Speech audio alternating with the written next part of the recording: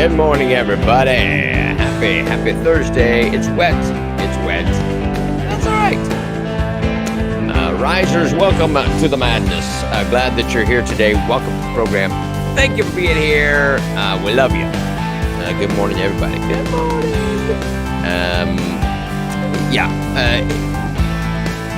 Good. I'm glad the sound's all right. Glad that you're here. Welcome to Thursday.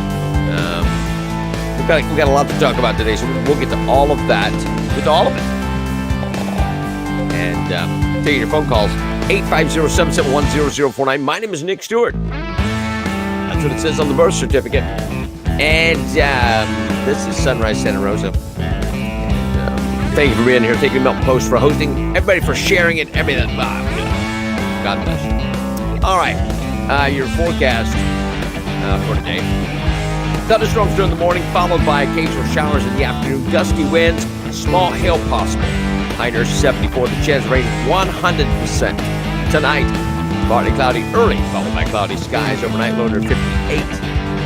And for your Friday, cloudy occasional rain showers and high near 69. The chance of rain tomorrow 50%. Presently, it's 61 in Milton. It is 65 Gulf Breeze, 62 Bar, and 61 in Pensacola. And that's that. Right. Yucky. Woof. All right. We got, it is a wet morning, Rodney. Pretty crazy. Yep. Good morning, Justin. All right.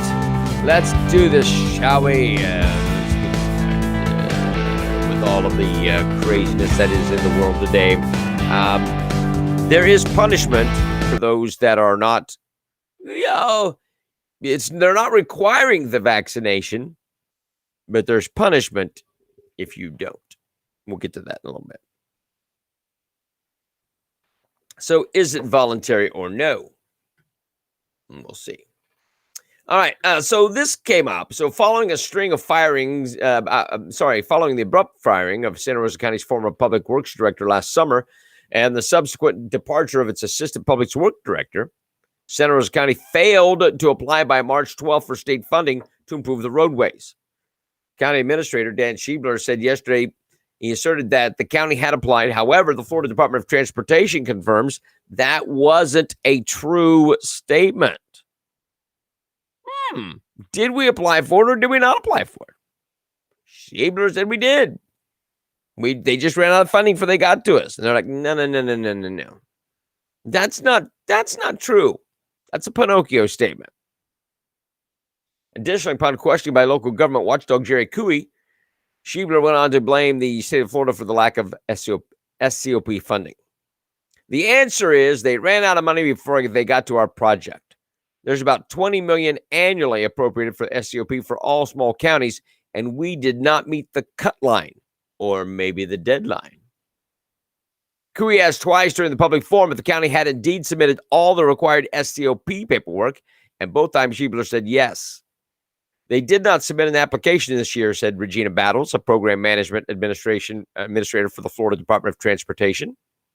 Battles went on to confirm FDOT discussed SCOP funding with Santa Rosa County prior to county staff failing to submit an application before the March 12th deadline. So, who is right? They're like, they didn't submit it.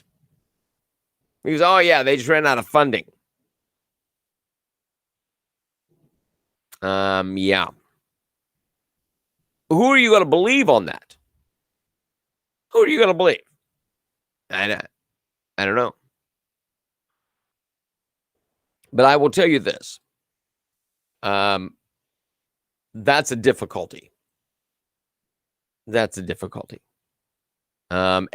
not going to lie about that. FDOT is not going to say, because FDOT, if they say we ran out of money, they're going to want more money, right? That's always the case. They're like, we didn't have enough money. We ran out of money. We need more money. They're not going to say, if they needed more money, they ran out of money. Well, they didn't submit the project on time. It doesn't work that way. And the dog ate your homework. Sorry, Corey. Cover up or CYA? Cover up or covering? And that's not even a good cover. That's not even a good cover. He just didn't tell the truth on it. I'm just saying, somebody is not telling the truth, and I don't think it's FDOT. State Attorney Ginger Bowden-Madden announced that on April 13th, Santa Rosa County Circuit Court Judge John Simon sentenced Lakeisha Yvonne Walters, here she is, to serve 12 years in prison.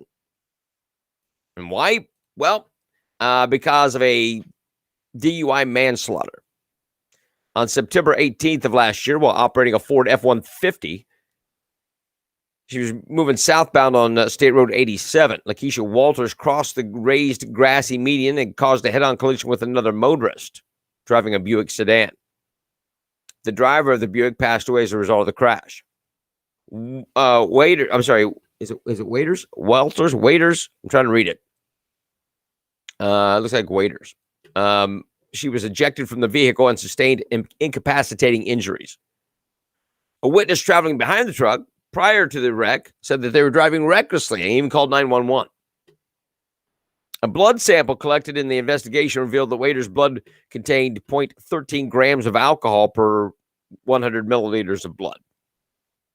She previously pled no contest as charged straight up to the judge. The sentence includes a 4-year mandatory minimum prison sentence and a lifetime driver's license revocation.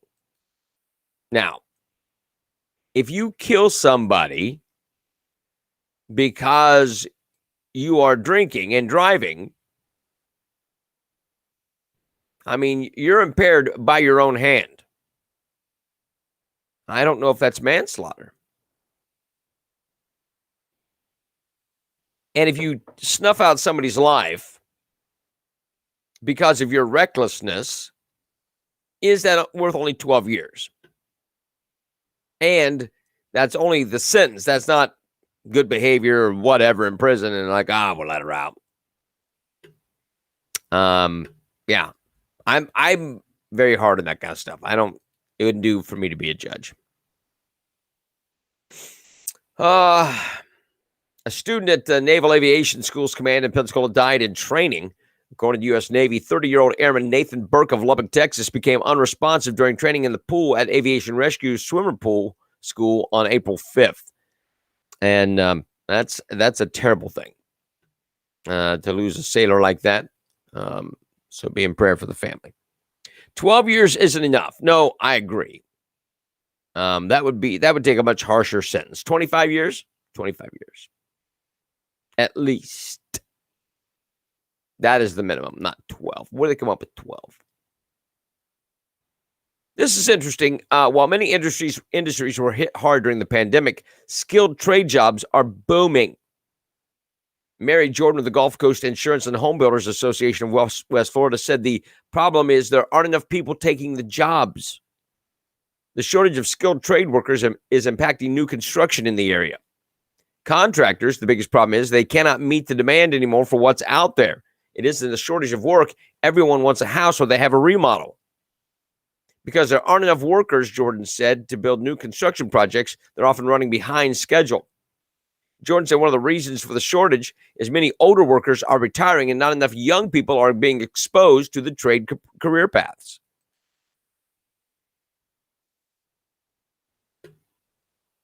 Now, there's nothing wrong with college, but we do need trade workers. And you want stuff done, you're not getting it done. Justin says Old Testament, in the Old Testament, it is as what? I think you mean eye for an eye, tooth for tooth, right? Study the cities of refuge and the blood for blood thing. That's pretty interesting. Pretty interesting study. All right. Real estate experts say those looking to buy a home should be prepared to pay more as the housing market remains strong, pushing prices higher every month. According to national data, over the past 12 months, the median sales price of existing homes climbed 16%, going from $270,400 to $313,000. Inventory levels are down 40 to 50%, where they were a year ago. Appraisals are a problem, said Blanton. Probably 2/3 of every listing is coming up short on the appraisal initially. I don't think anyone knows what the true rate of appreciation is right now. Appraisers are struggling with getting these values to work. They're behind. They're behind. They're doing 15 a month on average, and having to work weekends. Yeah, they're working overtime. And it's pretty interesting. But here's the thing about your house. So if someone wants to sell your house, someone told me one time, oh, you got to sell your house, you could make a lot of money. Yeah, but where am I going to go? You got to have something to live in. You have to move somewhere else. And that's the issue. Justin says, in the Old Testament, it was murder if someone fell off your roof if you didn't have a rail around it. Yeah. I think, yes, DUI is worse than that. Cities of refuge. Study that, Justin. That's a great study. Okay. What else? This is absolutely disturbing. Do I have this moron's picture? Let me see if I can get this guy's picture, because you got to see this. Mark this dude, because he's a freak. I don't have his picture. That's too bad. All right. Anyway, I'll give you the story. It's disturbing. If you have children, a 48-year-old man is accused of sexually abusing a young girl in Escambia County for almost 4 years. Jason Keith Rice is being held in the Escambia County Jail without bond. He's charged with sexual battery, domestic violence, and lewd or lascivious exhibition, domestic violence of a victim less than 12. There should be another charge in there. We'll get to that. According to the arrest report, the incidents happened from January 1st, 2017 to October 2020 in Escambia County. According to the report, the girl said Rice forced her naked as the sexual abuse incidents took place. She added he tried to force sexual acts and then whipped her when she denied. Additionally, the report states the girl said Rice made her watch pornography, and she also witnessed Rice have sexual intercourse with a cat.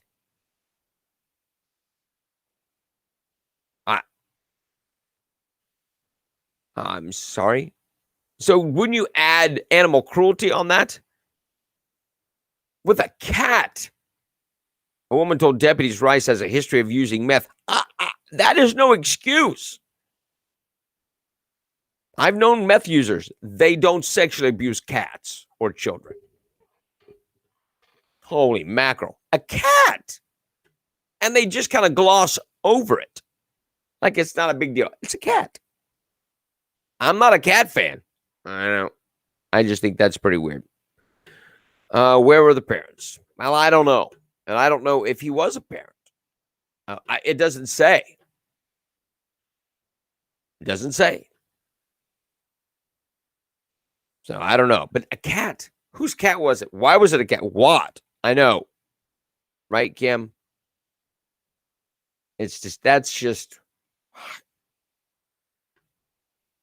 People are disgusting. Woof, man. Republican-dominated Florida House on Wednesday passed a bill that would ban transgender females from playing on girls' and women's high school college sports teams.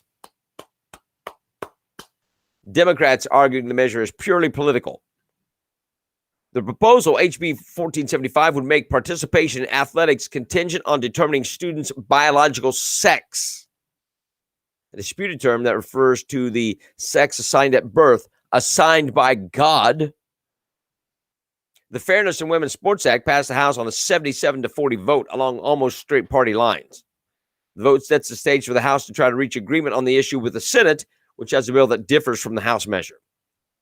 House sponsor Kaylee Tuck of Lake Placid argued that during a debate on Tuesday that the measure doesn't ban transgender students from participating in sports, just that they have to play based on their biological gender.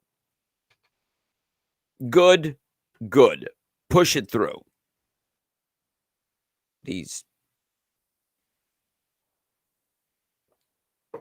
Mercy. We even have to discuss that is the thing. Schools across the state are moving into spring testing season, which will look closer to normal compared to last year.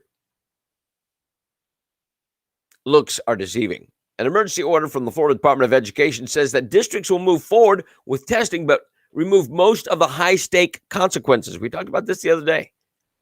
It waives graduation requirements for seniors, so state exams won't stop them from graduating. It's okay that you can't read. It's okay. Plus, the state will allow schools to decide what to do with the test scores. If they stink, just throw them away. The new order allows districts to choose how testing will impact final grades and student promotion. The Escambia County School Superintendent, Dr. Tim Smith, says that the state's decision is a relief. We're thankful, very thankful, for the ability to kind of blend everything together and make it work for our kids. Where we're assessing them, where we're getting good, accurate measure, where we're assessing them where they are, the resources and support that they need, the money that we need. Because we have a lot of students who have struggled through the remote, this gives us the ability to just use different measures to work with our kids. It gives us the ability to push them through without them being able to read or write. Those pesky exams at the end of the year. Don't worry about it. Don't worry about it. It's okay. It is not, Christine, it is not the answer to 2 plus 2. It is that you understand the formula. Oh my gosh. Your school system, again, is failing you.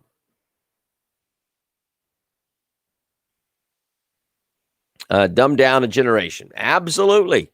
We are creating morons, COVID-inflicted morons that will be government supported. Who needs to know how to write? Have a phone. Well, there you go. 850-771-0049. Isn't that the most ridiculous thing ever? Data from the U.S. Bureau of Labor Statistics and the U.S. Census Bureau indicate that only 1% to 8% of sanitation employees nationally are women. But Adams Sanitation has 41% of its employees as women. Most of them do everything that men do. Drive trucks, handle trash, push waste into the truck's compactor. I think it's fine. Good for them. If that's what you want to do, more power to you. Wait, listen. I want to tell you this. If you got people who say, oh, I can't get a job, pull your head out of the sand. There's jobs aplenty. And it may not be what you want to do for the rest of your life, but it's easier to get a job when you have a job, when you're actively working, just saying. The age of COVID collusion, yep. Yeah, and Christine, I agree. These kids have been robbed of their education, of their socialization. Yeah.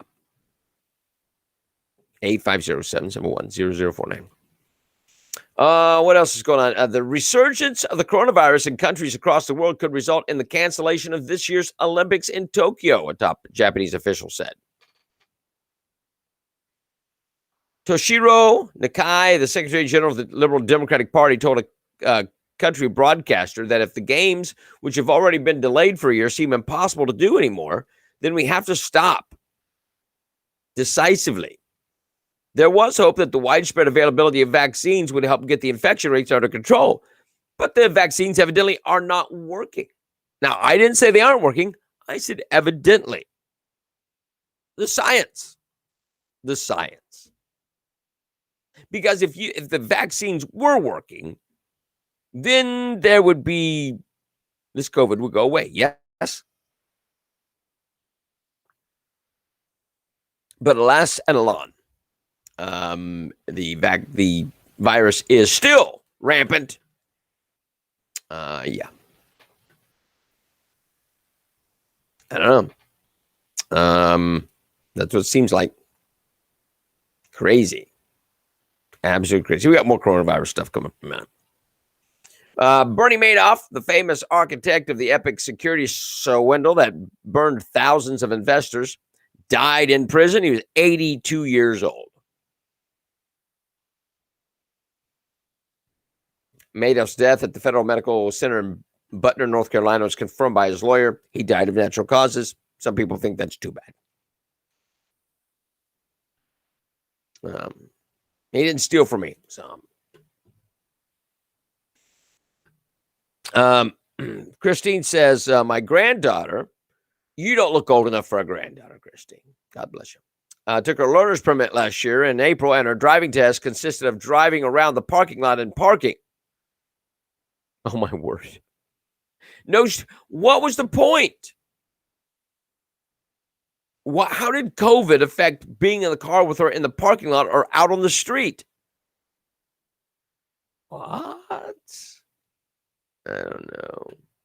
Is anybody else frightened?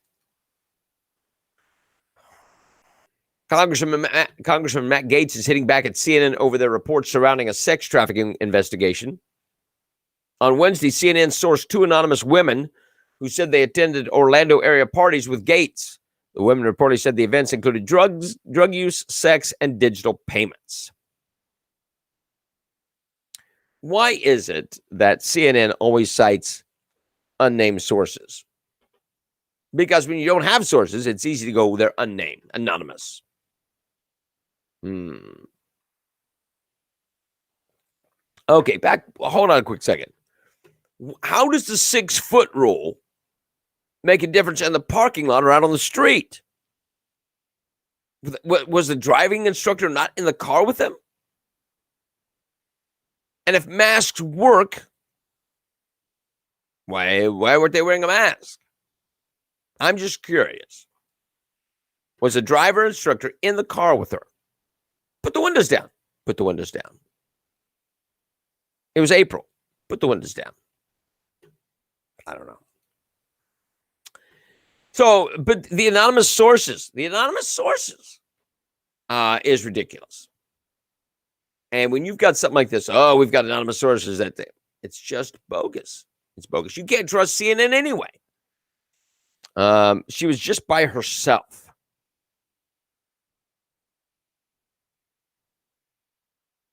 And just weird. Absolutely the weirdest. 850-771-0049. All right. So this showed up on WEAR yesterday on their webpage. Now, it must be from Sinclair Broadcast. You know what I'm saying. Their parent company. This is about Duante Wright. I want you, because I said yesterday, this boy was an angel. He was an angel. And I want you to listen to this story that came from WEAR yesterday. There you go. Look at that. Isn't that sweet? Listen to this. Duante Wright became a father while he was still a teenager and seemed to relish the role of a doting young dad, his family and friends said. A family photo shows a beaming Wright holding his son, Duante Jr., at his first birthday party. Another shows Wright wearing a COVID-19 face mask and his son wearing a bib with the inscription, "Always Hungry." Wright, 20, was fatally shot Sunday by a police officer in the Minneapolis suburb of Brooklyn Center as protesters and civil rights advocates called for justice and police accountability over his death. His family asked people to also remember his life. He had a 2-year-old son that's not going to be able to play basketball with him. He had sisters and brothers that he loved so much. His mother, Katie Wright, said Tuesday on Good Morning America. His smile, oh Lord, the most beautiful smile, she said. An older cousin, Mario Greer, said he and Wright loved seeing each other on holidays, especially on the 4th of July, when they liked to shoot off Roman candles together. Wright attended 3 different high schools, including Edison High School in Minneapolis, where he was voted class clown as a freshman. Jonathan Mason, who worked as a youth development specialist and mentor at the school, said Wright was a gregarious, popular student who had many friends. He was a charismatic kid. He would joke with you. He was so witty. He was one of those kids that everybody looked up to. Wright played on the freshman and junior varsity basketball teams and was known for having a good left-hand shot, Mason said. During mentoring sessions, Wright would talk about what he hoped to do with his life. He said, I want to be an NBA player. I want to be a fashion designer. I want to be a business owner. I said, if you grow up, you could be whatever you want to be, Mason said. The two also talked about how black men should behave during encounters with police because of the history of black Americans being shot by police during traffic stops and other encounters. I talked about if they pull you over, make sure you put your hands on top of the steering wheel. Don't reach for anything, Mason said. Evidently, he didn't tell him not to resist arrest. That wasn't part of the thing. And he would always say, man, why we got to do all that just for people not to kill us? Wright moved to Patrick Henry High School in Minneapolis in 2018, where his sister was also a student. Principal Yusuf Abdullah said he left after one semester and then went to Stadium View School. We got to know Duante really well through his sister. Many staff worked with him through the years, trying to build a relationship with him, connect with him, Abdullah said. He said Duante wasn't a difficult kid, but he had some typical issues of teenagers. A troubled life? No, I just think along the lines of teenage life. He wouldn't elaborate. He was a good kid. Excitable, he said. Police have described the shooting of Wright as an accidental discharge that happened as officers were trying to arrest Wright on an outstanding warrant after stopping his car for having expired registration tags. Wright's mother said he called her just before he was shot and told her police had pulled him over because he had air fresheners hanging from his rearview mirror. According to our court records, Wright was being sought after failing to appear in court on charges that he fled from officers and possessed a gun without permit during an encounter with Minneapolis police in June. Well, you're leaving out a little bit. A search of court records show Wright had a minor criminal record with petty misdemeanor convictions for possession, sale of small amount of marijuana, and disorderly conduct. Remember what I told you yesterday. This is what they left out of the story. They left out that Duante had tried to rob a woman of $820 at gunpoint. Yeah. He shoved a gun at her and demanded that she hand over the money that she had, which was $820. And tried to he tried to strangle her as well. Really? So, minor criminal record. Attempted armed robbery. That's a minor criminal record. Of course, they don't mention that. It was an outstanding warrant, and yeah. Duante is an angel, a doting father. He was a great kid, great smile. Lord, that smile. Who tried to rob women at gunpoint and strangle them. That is missing from the story because it doesn't serve their purpose. And that's why those people are out there rioting. I'm sorry, protesting. It's just a peaceful protest. No, they are rioting. And that's why that story is the worst. I don't know. Anyone can dispute that minorities have more contact with police. Therefore, I know. I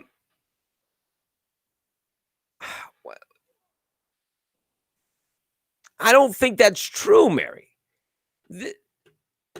If I have, I will tell you this. I promise you this. If I have expired tags, expired registration, they're pulling me over. They don't care what color I am. They're pulling me over. It's happened. It's happened. Now, the reason I don't get shot, I don't try to escape. I don't try to fight the police. I keep my hands on the steering wheel. I don't make any sudden moves. I say, yes, sir. No, sir.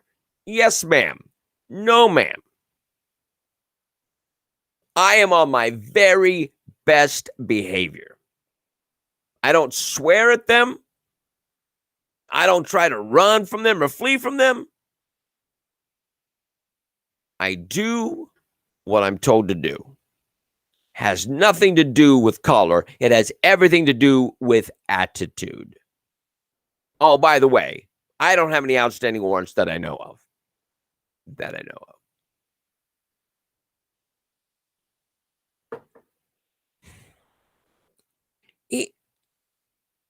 All right.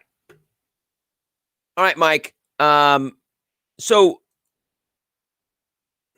you don't believe it was an accident. You believe they shot him on purpose. Here's the thing. It would have come down to that if he would have just complied. Accidents happen. If he would have just complied, he would still be alive. But he did not. If he hadn't stuck a gun in that woman's gut and demanded $820, he wouldn't have had the warrant. So let's just lay it where it lies. The person responsible for Duante's death is Duante. It's on him.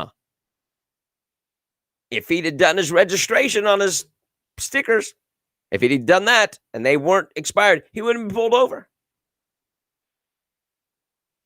Was that the police's fault? Nope. It's like what? Acts like the officer that was sprayed and pulled from his car. I don't know what that means. Yeah, she made a mistake, and she is being charged. Yeah, she is being charged. Well, look, Mary, I understand. So Mary says it's about minority-rich neighborhoods having overpresence of police. But if you aren't there, they go, why aren't you here? It happened here in Pensacola.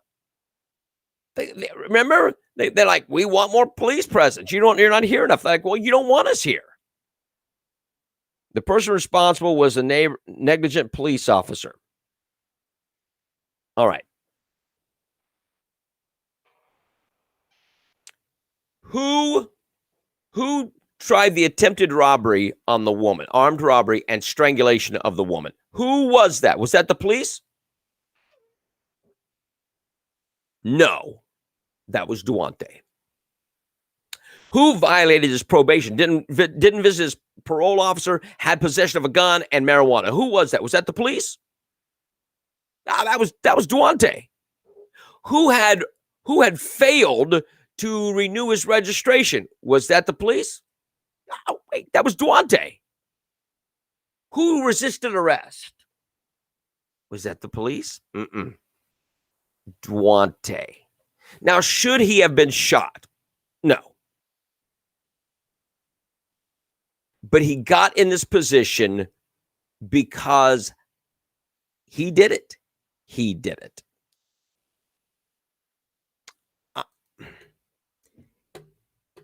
I agree, Mike, but it was an accident.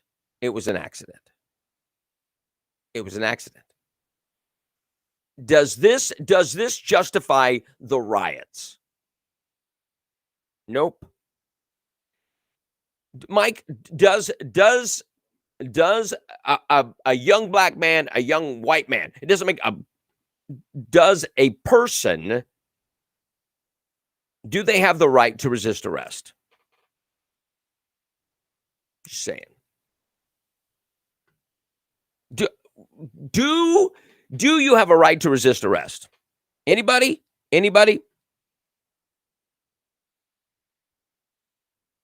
Nope. Would he have been shot if he had just complied? That's a yes or no question. Would he have been shot if he had just complied? The accident wouldn't have happened.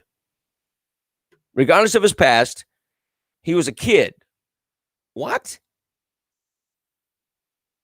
Okay. That's a ridiculous argument. The bullet caused the death, not because he was a terrible person. What? I don't even understand some of these statements. Most ridiculous. Was he, if he would have complied with the arrest, would he have been shot? Yes or no? Yes or no? Tell me. And the answer is no. He would not have been shot had he complied. He was being a jackwagon. It's not like he was wearing a dress that was too short. He was a resisting arrest. He was a violent criminal. If you do armed robbery and strangulation, that makes you a violent criminal. Really, you don't know? You don't know if he would have complied with the arrest, he wouldn't have been shot. You don't have any clue about that. Mercy, people. And Summer says, yes, he would have been shot. Based on what? Based on what? Everything. You watched the body cam, everything was smooth as silk. And he's a violent offender. He's a violent offender. Armed robbery and strangulation. When he resisted, she said, taser, taser, taser. And here's how we know that it was an accident. She shot once. With a taser, you shoot multiple times. I mean, I'm sorry, with a taser, you shoot once. With a gun, you shoot multiple times. That's how they're trained. She shot once. She thought it was her taser. Oh my gosh, Summer. He was stopped for the warrant. He was stopped for the outstanding warrant because of his violent past. Recent past. My gosh, people. Yeah, they don't listen. They're not going to hear it. He would not have been shot if he complied. That is the basic standard thing. It doesn't make a difference what color you are. Get that through your head. You are putting yourself at risk when you resist the police. His past, but also his present, because he was resisting arrest. He was a resisting arrest. He caused the issue. Oh, my word. Oh, my word. Protesters, rioters, and police clashed for the fourth straight night Wednesday in Brooklyn Center, Minnesota, following the fatal shooting of Daunte Wright, who was a criminal. About 24 people were arrested after authorities cleared rioters about the time of the Brooklyn Center's 10 p.m. curfew.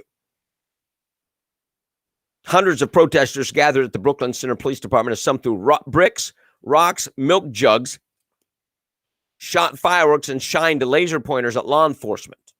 And a tweet from Operation Safety Net, a public safety coalition formed to respond to incidents related to the trial.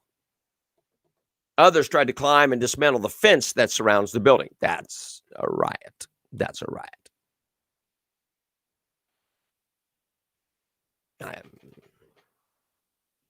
I'm not even responding to the ridiculous statements because you're not listening. So I'm this.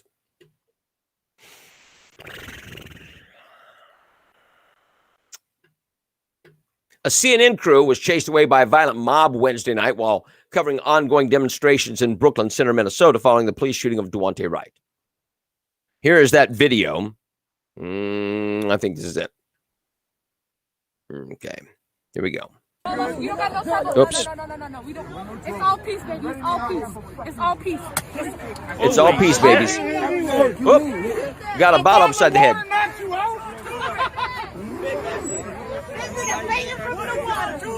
This nigga fainted from the water. Do we have a meeting? He's a manager of the water bottle. I want to make sure everything is okay. Crack this little bitch. My turn. We need a medic right there. The cop right there need a medic. We need a medic. He need a medic.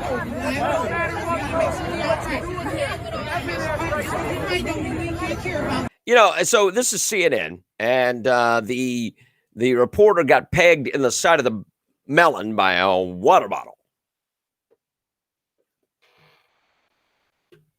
Wow. Crazy. Yeah, ridiculous. All right. There's this thing.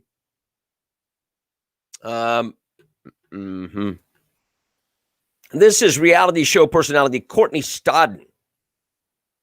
She announced on social media that, it is no longer identifying as non-binary.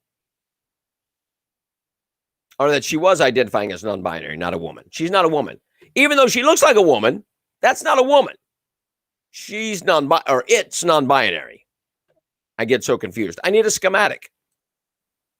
The model and social media influencer said in an Instagram post that her preferred pronouns were they, them, theirs. My spirit is fluid with a kaleidoscope of color, the 26-year-old concluded. A non-binary person is one who has no official gender designation and rejects the traditional male-female gender dichotomy. Do you think that by looking at this picture, do you think that this individual has no official gender designation? I think that this person has an official gender designation. Looks like a woman. Probably has woman parts. I haven't checked. But come on. Non-binary. Because I'm not getting enough press is what the issue is. Not getting enough press. Oh my gosh. Some of these people. Anything else here? No. Okay. Let's see.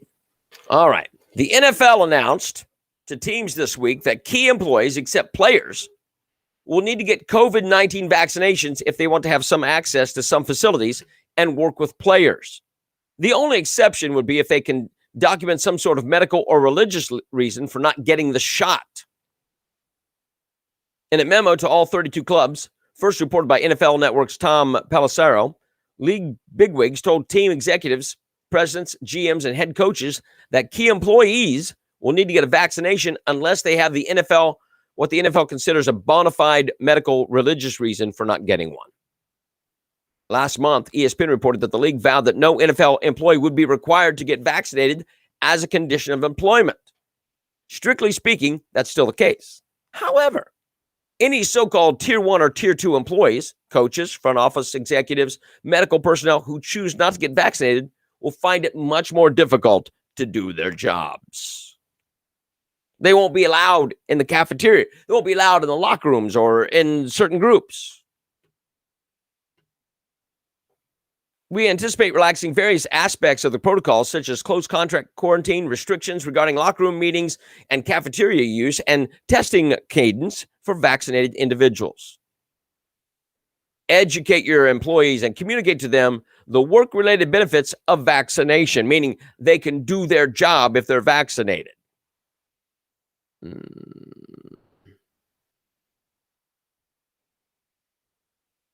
The University of Michigan deactivated the campus access cards of more than 700 students this week over their failure to take the required coronavirus tests. The school announced in a news release Monday. The move effectively locks out students from campus as the cards are needed to enter all non-residential school buildings. The penalty was reportedly handed down Monday morning to 718 undergraduate, professional, and graduate students who allegedly failed to comply with the school's coronavirus health and safety guidelines. The university requires all students who live, work, or learn on campus to undergo a weekly coronavirus testing as part of its community sampling and tracking program. An update to Bridgestone America's corporate travel policy dated April 4th is an example of how employers may leverage their influence over individuals to make the COVID-19 vaccination necessary, even if they do not mandate it. The new policy applies to all employees who travel or meet with customers, but the implications are inescapable.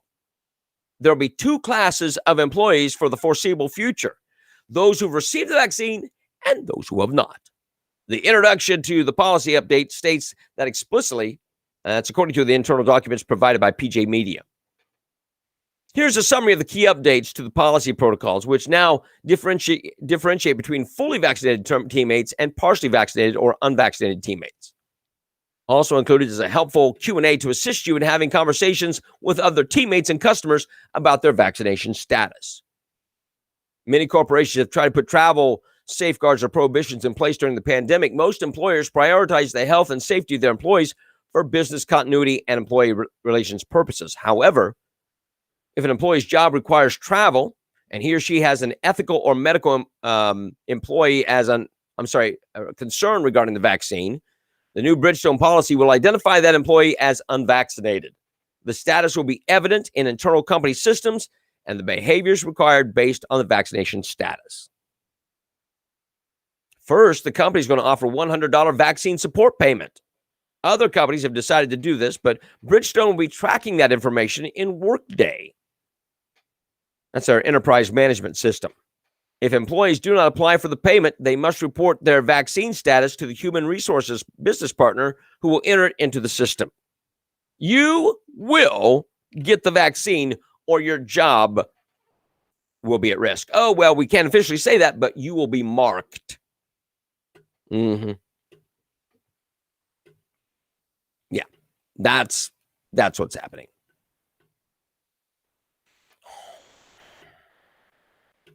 You will be forced to comply.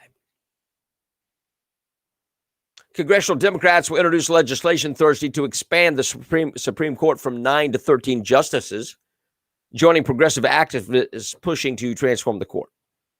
The move intensifies a high-stakes ideological fight over the future of the court after President Donald Trump and Republicans appointed 3 conservative justices in 4 years, including one who was confirmed days before the 2020 election.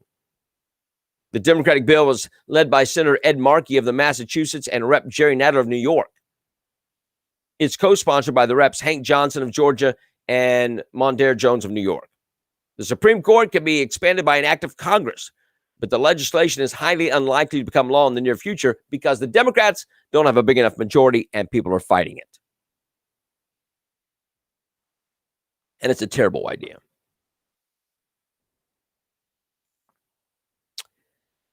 Disillusioned by how Democrats handled 2020, some New York City residents are dumping the Democratic Party and voting Republican. Dalton Blaine voted for Hillary Clinton in 2016, but flipped in last November because he felt liberal policies were threatening to destroy the city. Just the deterioration of everything, of small businesses, of not really helping them at all, explained Blaine. This mentality that we're just going to shut everything down and then just see where we are is a joke. According to Fox News analysis of AP election results, President Trump gained nearly 200,000 votes from New York City residents in 2020 compared to 2016, a 4.6% boost. Democrats lost 3% of voters for Biden compared to Clinton's count in 2016. The biggest shifts came from the Bronx, Queens, and Brooklyn, and they were the hardest hit by COVID. Biden said he was also concerned about the growing influence of socialism across the Blaine said he was also concerned about the growing influence of socialism across the city. A big issue for me has been the Democratic Socialists of America, said Blaine. They've been getting stronger and stronger for the past few years, and I don't really feel like moderates are standing up to them. And so they are losing people from the Democratic Party. Nancy Pelosi, the wino in Congress, she claimed the January 6th Capitol insurrectionists would have had a battle on their hands if they encountered her, declaring she's a street fighter. That's what they were setting out to do, Pelosi told USA Today, acknowledging that the rioters had intended to reach herself and other prominent targets such as Vice President Mike Pence. If they had, she continued, well, I'm pretty tough. I'm a street fighter. They would have had a battle on their hands, says the 80-year-old alcoholic. How hard would that be? How hard would taking on an 80-year-old alcoholic be? Anybody? Anybody? Oh, my goodness. The House Judiciary Committee voted 25-17 Wednesday night to approve H.R. 40, which would establish a body to review racial disparities and form a national apology to the Black community. The committee's vote pushes forward legislation that would allocate $20 million to create a 15-person commission to study the effects of slavery and Jim Crow era laws that have had on blacks. The body would then recommend appropriate remedies to Congress. These people are completely out of their mind.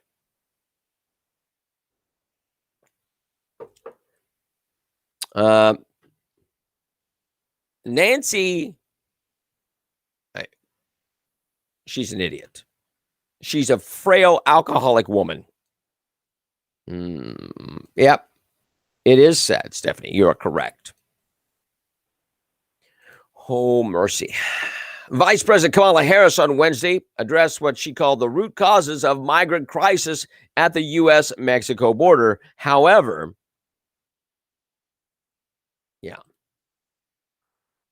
but for the 22nd consecutive day since being appointed President Biden's manager of border crisis issues, Harris did not face reporters at a news conference. She hasn't taken any questions. She's not visited the border. She's not done anything. She's missing in action. She's been as vague about her plans to someday tour border states in the U.S. She was also unclear about her upcoming plans to visit Guatemala and Mexico. Soon. What a waste of flesh. It's proven that alcoholic women can be very violent and crazy. Well, she's crazy, and she's very unstable, both physically and mentally, and the alcohol doesn't help her.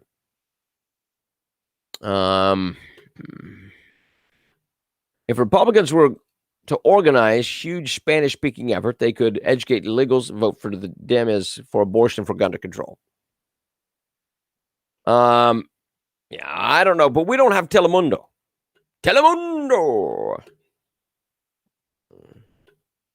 Mike Lindell's going to kick off his free speech platform. It's called Frank Speech. And it's going to be kind of a YouTube Twitter combination. And it's going to kick off. When is it going to kick off? Thursday at midnight, tonight at midnight. The full platform will launch on Monday morning in an event Lindell calls the Frankathon. So, look, he's been working on it for years. He's invested millions in it, and it's going to be completely safe. So, good for him. Good for him.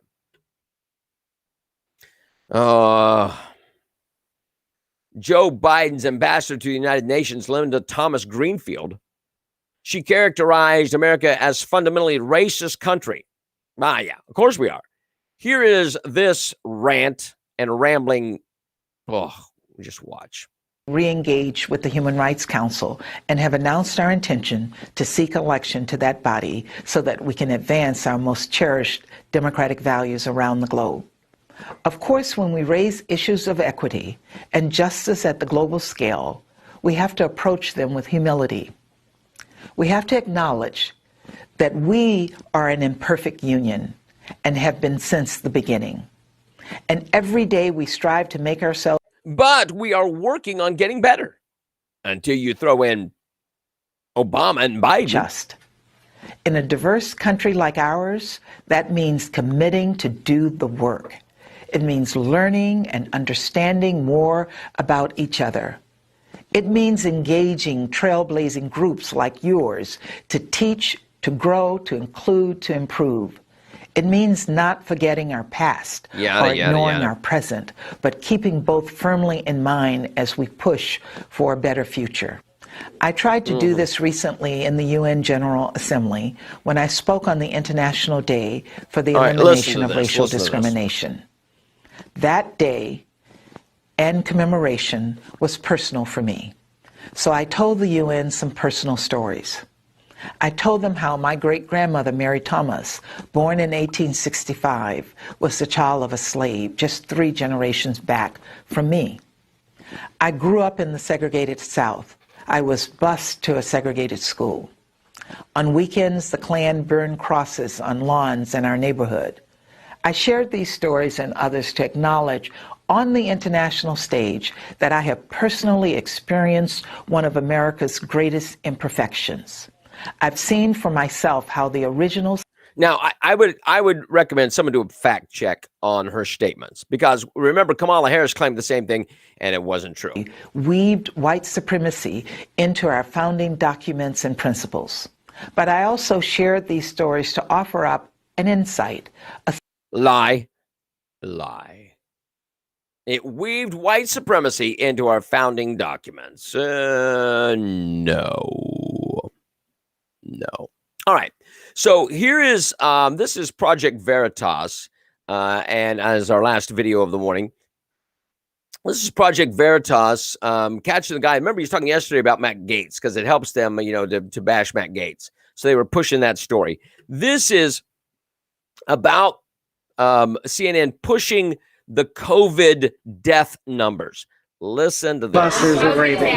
COVID, gangbusters are rated, right? Which is why we constantly have the death toll on the side. Let's make it higher. Like, why isn't it high enough, today? Like, it would make our point better if it was higher. It's fear. Like, fear really drives numbers. Fear is the thing that keeps you tuned in. If it bleeds, it leads. Yeah. If it bleeds, it leads? Yep. If it bleeds, it leads. No one ever says those things out loud, but it's obvious. You're about to see is so shocking. Admissions about COVID, its impact, the bias, and things that we've all suspected but have never been able to confirm until now. Sad news doesn't do well with ratings, like if you can get someone impassioned, that does really well with ratings. Sad news back to back to back doesn't do really well unless it affects them directly. COVID, gangbusters are rated, right? Which is why we constantly have a death toll on the side, which I have a major problem with, that we're tallying how many people die every day. Because I've even looked at it and be like, let's make it higher. Like, why isn't it high enough, today? Like, it would make our point better if it was higher. And I'm like, what am I rallying for? That's a problem. Yeah. That we're doing that, Like the special red phone ring. Yeah. And they pick it up, and it's like the head of the network being like, there's nothing that you're doing right now that makes me want to stick.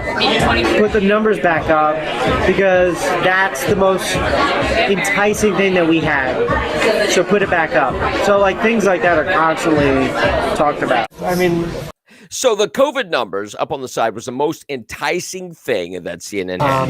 unbiased news. Just like this. Any reporter on CNN. Okay. What they're actually doing is they're telling the person what to say.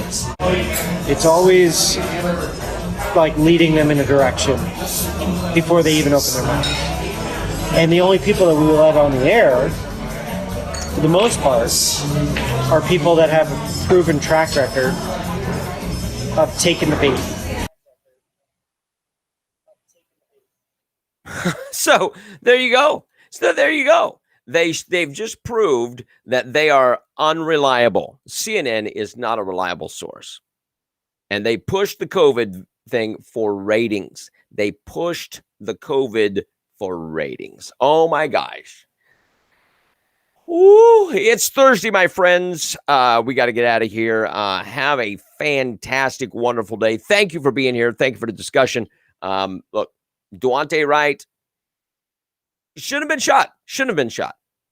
But he put himself in that position as well.